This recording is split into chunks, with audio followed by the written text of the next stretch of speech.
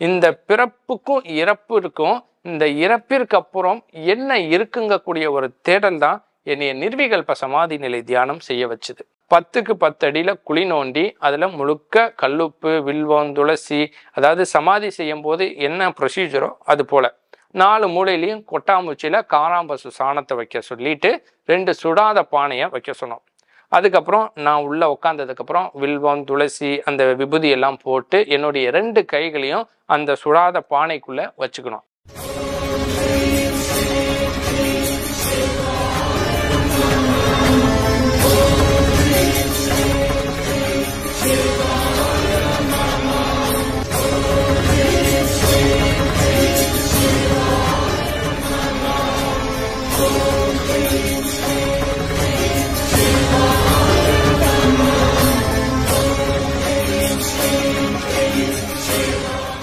ஏன்னா நம்ம கஷ்டப்படுறதுக்கு காரணமே என்ன சொல்றாங்க, போன ஜென்மத்துல செய்த பாவம், நல்லா இருக்கிறதுக்கு புண்ணியம், ஊழ்வினை பயன், கர்மா, விதின்னு சொல்றாங்க.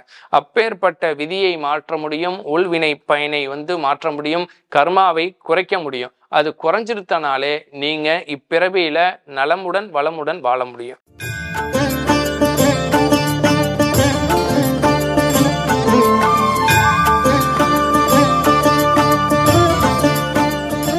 ஓம் குருப்யோ நமஹ. குருவடி சரணம், திருவடி சரணம். குருவருள் இல்லையேல் திருவருள் இல்லை. குரு அநாதிநாதர் சித்தர் திருவடிகள் சரணம் சரணம். நிர்விகல்ப சமாதி, விகற்ப சமாதி. வருடத்திற்கு 3 முறை மட்டுமே இந்த நிர்விகல்ப சமாதி, விகற்ப சமாதி நான் மேற்கொள்வேன். எத்தனையோ சமாதி கேள்விப்பட்டிருக்கேங்க, ஜீவ சமாதிகளுக்கு போயிருக்கேன்.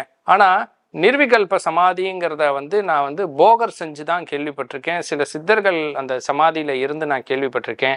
இது எப்படி உங்களால் செய்ய முடியுது? இது எதற்காக செய்யறீங்க?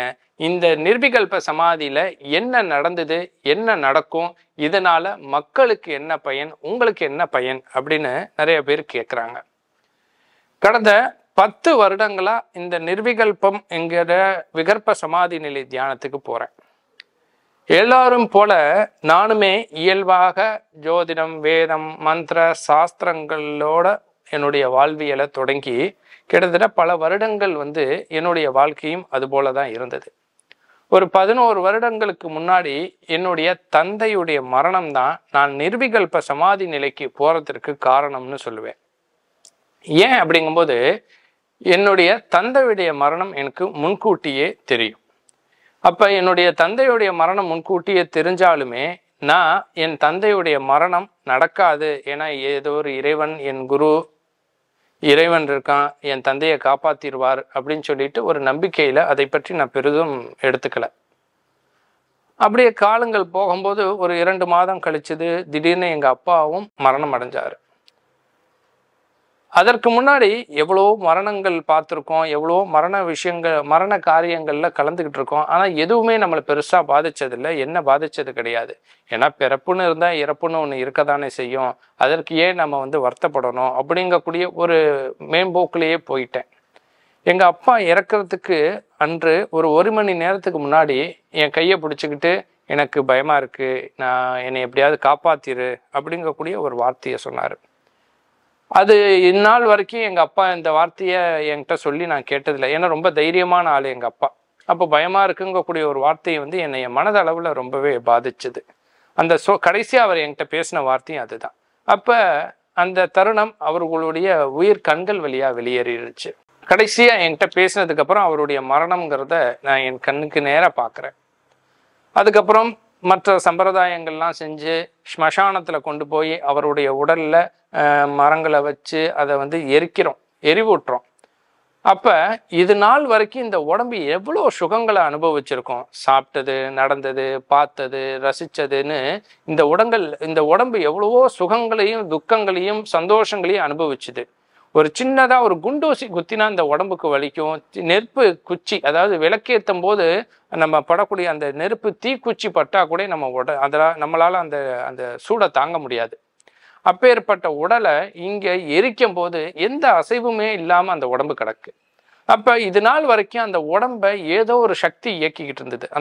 அந்த சக்தியை நம்ம உயிர்னு சொல்லுவோம், இல்ல பிராணன்னு சொல்லுவோம், இல்ல ஆன்மான்னு சொல்லலாம். ஏதோ ஒரு சக்தி அந்த உடலை இயக்கிக்கிட்டு இருந்தது. அந்த சக்தி பரிணாம வளர்ச்சி அடைஞ்சு முதுமை பருவம் வரைக்கும் வந்துடுது. திடீர்னு ஒரு 10 நிமிடத்துல அந்த சக்தி எப்படி வெளியேறினது? அதுக்கப்புறம் இந்த உடம்பு எந்த அசைவுமே இல்லாம இருக்கு. ஒரு நெருப்பு குச்சியில ஏறி இந்த உடம்பு இவ்வளோ எரியுது, எப்படி இந்த உடல் தாங்குது? அப்படிங்கக்கூடிய பல கேள்விகளை எனக்குள்ள கேட்டோம். கருட புராணங்கள், மற்ற இதிகாச புராணங்கள்ல சொர்க்கம் நரகம்னு பல சொல்லப்பட்டிருக்கு. அதை நம்ம கேட்டிருக்கோம், படிச்சிருக்கோம். ஆனா இதெல்லாம் உண்மைதானா? அப்ப எங்க அப்பா இறந்து உண்மையிலேயே சொர்க்கத்துக்கு போனாரா, நரகத்துக்கு போனாரா? இந்த பிறப்புக்கும் இறப்பிற்கும், இந்த இறப்பிற்கு அப்புறம் என்ன இருக்குங்கக்கூடிய ஒரு தேடல் தான் என்னைய நிர்விகல்ப சமாதி நிலை தியானம் செய்ய வச்சுது.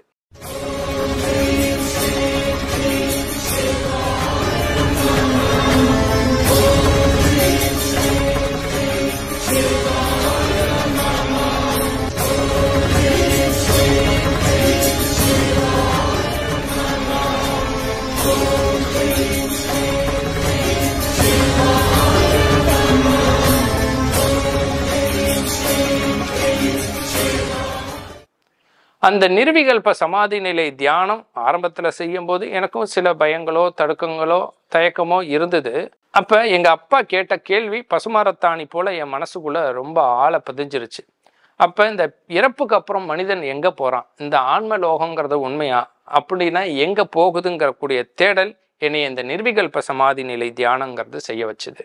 அப்ப என்னுடைய குருவை நோக்கி, அதாவது முருகப்பெருமான் தான் எனக்கு ஞான குருவா இருந்து என்னைய வழி நடத்தினாரு. அப்ப என் குருநாதரான முருகப்பெருமானையும் போகரையும் பிரார்த்தனை பண்ணிட்டு தவத்துல உட்காரும் போது இந்த நிர்விகல்ப சமாதி நிலை தியானத்தை நீ செய்ய, இதனால உன் உடல்லேருந்து ஆன்மா பிரிந்து இந்த ஆன்மா எங்க அடுத்த பரிணாம வளர்ச்சி அடையுதுங்கிறத உன்னால பார்க்க முடியும்னு சொன்னாங்க. அதாவது வேற ஒரு டைமென்ஷனுக்கு இந்த ஆன்மா டிராவல் பண்ணுது. ஏன்னா ஒரு ஆற்றல் இன்னொரு ஆற்றலாக மாறும். ஆற்றலாக மாறுமே தவிர ஒரு ஆற்றலை அழிக்கவோ ஆக்கவோ முடியாதுன்னு விஞ்ஞானத்துல அறிவியல்ல சொல்லுவாங்க. அது போல நம்ம இறந்ததுக்கு அப்புறம் இந்த ஆற்றல்லேருந்து வேற ஒரு ஆற்றலா பரிணாம வளர்ச்சி அடைவோம். அப்ப அந்த பரிணாம வளர்ச்சி அடைந்த அந்த ஆற்றல் ஆவியா, பேயா, பூதமா, நம்ம ஏதோ ஒரு பேர் சொல்றோம். ஆனா அந்த எங்க போகுது, என்ன ஆகுது, மீண்டும் எப்படி இங்க பிறப்பெடுக்குது அப்படிங்கக்கூடிய ஒரு தேடல் எனக்கு இருந்தது. அப்ப நான் தவத்துல என் குரு முருகப்பெருமானுடைய ஆசீர்வாதத்துல அந்த நிர்விகல்ப சமாதி நிலை தியானங்கிறத செஞ்சேன். எப்படிங்கன்னா 10க்கு 10 அடியில குழி நோண்டி அதுல முழுக்க கல்லுப்பு, வில்வம், துளசி, அதாவது சமாதி செய்யும் போது என்ன ப்ரொசீஜரோ அது போல 4 மூலையிலையும் கொட்டாம்பூச்சியில காராம்பசு சாணத்தை வைக்க சொல்லிட்டு 2 சுடாத பானையை வைக்க சொன்னோம். அதுக்கப்புறம் நான் உள்ள உட்காந்ததுக்கப்புறம் வில்வம், துளசி, அந்த விபூதி எல்லாம் போட்டு என்னுடைய 2 கைகளையும் அந்த சுடாத பானைக்குள்ள வச்சுக்கணும். அது சுடாத பானைங்கிறனால அதுல தண்ணி இருக்கு. அப்ப அது ஊறி எப்ப வேணாலும் உடையலாம். இதுல ஒரு விஷயம் என்னன்னா, அந்த பானை உடைஞ்சிச்சுன்னா மீண்டும் இந்த உடலுக்குள்ள நான் வர முடியாதுங்கிறது தான் இதுல முக்கியமா சொல்ல வேண்டிய ஒரு விஷயம்.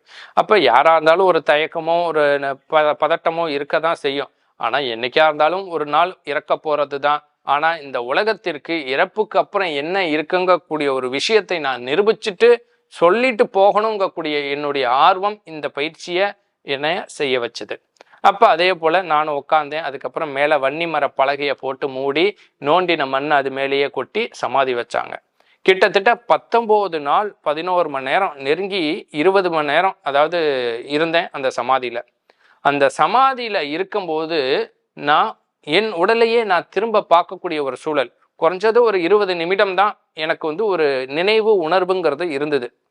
ஏன் அப்படிங்கும்போது அங்க கொஞ்சம் ஆக்சிஜன் இருந்தது. அந்த ஆக்சிஜன் கொஞ்ச நேரம் இருக்கிற வரைக்கும் தான் நீங்க இருக்க முடியும். என்னதான் நீங்க இதுக்கு 1000 விளக்கங்கள் சொன்னாலும் அந்த காற்று புகாத ஒளி இல்லாத இடத்துல சிறிது நேரத்துல நீங்கள் மரணம் அடைவீர்கள். அப்ப அந்த மரணம் அடையக்கூடிய அந்த தருணத்தை தான் நான் சமாதின்னு சொல்றேன்.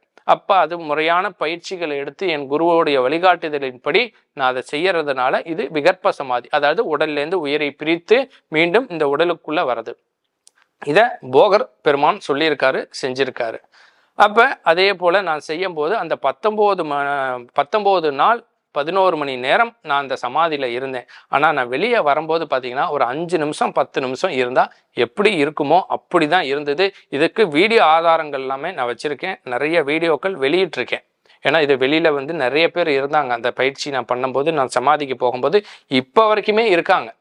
அப்போ இதற்கு அந்த சமயத்தில் என்னுடைய உணர்வுகள் ஒரு 20 நிமிடம் மட்டும்தான் இருந்தது. அதுக்கப்புறம் உணர்வற்ற நிலைக்கு போயிட்டேன். அந்த உணர்வற்ற நிலைக்கு போகிறதுக்கு முன்னாடி தான் நான் அனாதிநாதர் அவரை நான் அங்கே சூட்சமமாக தரிசனம் பண்ணேன். அதுக்கப்புறம் இன்னைக்கு வரைக்கும் எனக்கு அனாதிநாதர் தான் ஞான குருவான முருகப்பெருமானும் அனாதிநாதரும் தான் எனக்கு குருவாக இருந்து வழிகாட்டி பல தவயோக பயிற்சிகளை மக்களுக்கு கொடுக்கறதுக்கு செஞ்சாங்க. இதனால என்ன பயன் அப்படின்னா, காரண சரீரம், சூட்சம சரீரம், ஸ்தூல சரீரம்னு 3 சரீரம் இருக்கு. இந்த காரண சரீரம் நீங்க பிறப்பதற்கு காரணமா அமையுது. இந்த சூட்சம சரீரம், இந்த ஸ்தூல சரீரமான இந்த உடலை பயன்படுத்தி ஆசை, துன்பம், நல்லது, கெட்டது எல்லாத்தையும் செய்ய வைக்குது. அப்ப அந்த சூட்சம சரீரம் என்னன்னா அணுக்களாலும் எலக்ட்ரான், நியூட்ரான், புரோட்டான்கக்கூடிய இந்த அணுக்களால ஆனது. அது உணர்வு சார்ந்தது தான் இந்த சூட்சம சரீரம்.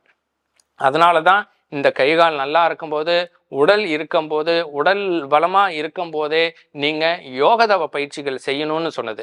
ஏன்னா ஒரு குறிப்பிட்ட வயதுக்கு மேலே நம்மளால் உட்கார முடியாது, பயிற்சி செய்ய முடியாது. அது மட்டும் இல்லாது பார்த்தீங்கன்னா உடலுக்கு ஏதாவது ஒரு நோய்களோ வியாதிகளோ வரும், நம்ம வந்து கவனம் செலுத்த முடியாதுன்னு. யார் ஒருவர் இளமையிலேயே ஞானத்தை நோக்கி போகிறாரோ அவர்தான் முதுமை நிலையில் மரணமில்லா பெருநிலையை அடைய முடியும், ஞான நிலையை அடைய முடியும். அப்போ வந்து அந்த ஞானத்திற்கு உண்டான பாதையை பிறப்பு இறப்புங்கக்கூடிய சுழற்சியா இருக்கக்கூடிய அனாதிநாதர் சூட்சமமா அன்னையிலேருந்து என்னைய வழி நடத்திட்டு வர்றாரு. அப்ப இதனால உங்களுக்கு என்ன பயன் அப்படின்னா, இங்கு பிறப்பெடுப்பதற்கு காரணமா காரண சரீரம், சூட்சம சரீரம், ஸ்தூல சரீரம்னு 3 சரீரம் இருக்கு. இங்கு பிறப்பெடுப்பதற்கு காரண சரீரமும் சூட்சம சரீரம் இந்த ஸ்தூல சரீரத்தை இங்கு இயக்குது. இந்த ஸ்தூல சரீரம் தான் நல்லது, கெட்டது, சுகம், துக்கம் எல்லாத்தையுமே அனுபவிக்குது. அதனாலதான் இங்கேயே இந்த உடல்ங்கிறது அழிஞ்சு போயிருது. சூட்சம சரீரம் மட்டும் மீண்டும் பிறப்பெடுப்பதற்காக சென்று விடுகிறது. அப்ப அந்த சூட்சம சரீரம் அணுக்களால் ஆனது, நம் உணர்வுகளால் ஆனது. அந்த உணர்வுகள் தான் நீங்கள் செய்த நன்மை தீமைக்கு ஏற்றார் போல மீண்டும் பிறப்பெடுப்பதற்கு இங்கே காரணமா இருக்கு. அப்பேற்பட்ட இந்த சரீரம் இங்கு கர்மாங்கக்கூடிய ஊழ்வினை பயனால பிறப்பெடுக்கிறோம். இந்த உடலோட இங்கு நாம் கர்ம வினைகளை அனுபவிக்க வந்திருக்கோம். அப்ப இந்த உடல்ல வச்சு இங்க யாருடைய கர்ம வினைகளையும் தீர்க்க முடியாது, ஊழ்வினை பயனை குறைக்க முடியாது. அப்ப இந்த ஆலயத்திற்கு இந்த நிர்விகல்ப சமாதி நிலையில வந்து கலந்து கொள்பவர்களுடைய ஒவ்வொருடைய ஊழ்வினை பயனையும் குருவால தான் தீர்க்க முடியும். அப்பேற்பட்ட நிர்விகல்ப சமாதியில ஒவ்வொருவரும் கலந்துக்கும் போது உங்களுடைய பூர்வ ஜென்ம ஊழ்வினை பயன்கிறது நீங்குங்கிறது தான் பயன். ஏன்னா நம்ம கஷ்டப்படுறதுக்கு காரணமே என்ன சொல்றாங்க, போன ஜென்மத்துல செய்த பாவம், நல்லா இருக்கிறதுக்கு புண்ணியம், ஊழ்வினை பயன், கர்மா, விதின்னு சொல்றாங்க. அப்பேற்பட்ட விதியை மாற்ற முடியும், ஊழ்வினை பயனை வந்து மாற்ற முடியும், கர்மாவை குறைக்க முடியும். அது குறைஞ்சிருத்தனாலே நீங்க இப்பிறவியில நலமுடன் வளமுடன் வாழ முடியும். எனக்கு என்ன அப்படிங்கும்போது, எனக்கு இந்த பிறப்பை மக்களுக்கு பணி செய்து கிடப்பதற்காக இறைவன் எனக்கு அருளி இருக்கார். அந்த விஷயத்த நான் செஞ்சுக்கிட்டு இருக்கேன். இது மட்டும் இல்லாது இந்த உலகத்துல இருக்கக்கூடிய எல்லா உயிர்களும் இன்புற்று இருப்பதற்காக இந்த பிறவிங்கிறது எனக்கு கொடுக்கப்பட்டிருக்கு. இங்கு ஒவ்வொரு உயிர்களும் வறுமை இல்லாது, நோய் இல்லாது, பிணி இல்லாது, இறை அருளோட பிறவா நிலையோட ஞானத்தோட வாழ வைக்கிறதுக்கான பிறப்பு எனக்கு கொடுக்கப்பட்டிருக்கு, பணி கொடுக்கப்பட்டிருக்கு. அதை நான் செய்யறேன். இந்த நிர்விகல்ப சமாதிங்கிறது சித்தர்களாலும் மகான்களாலும் மட்டுமே செய்ய முடியும். இதை பயிற்சி இல்லாம யாரும் செய்யவும் கூடாது, செய்ய முயற்சி செய்யவும் கூடாது. இது இறை அருள் இருந்தால் மட்டும்தான் செய்ய முடியும். அதற்குண்டான முறையான பயிற்சி இருந்தால் தான் செய்ய முடியும்.